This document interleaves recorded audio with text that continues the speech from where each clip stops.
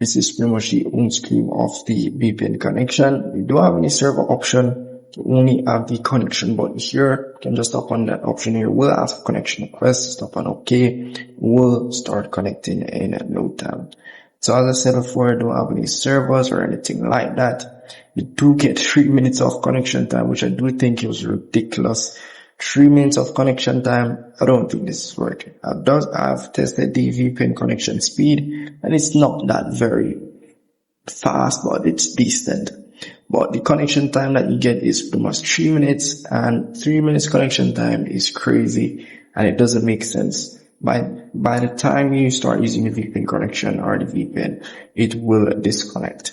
So I would recommend you using this VPN application due to the connection time that you'll be getting. And it's not really that fast as well, so yeah.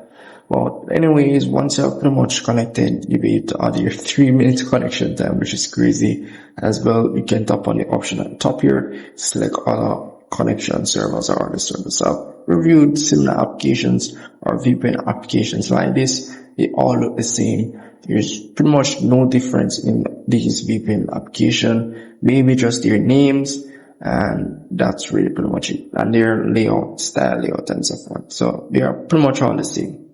So yeah, see you in the next one, guys.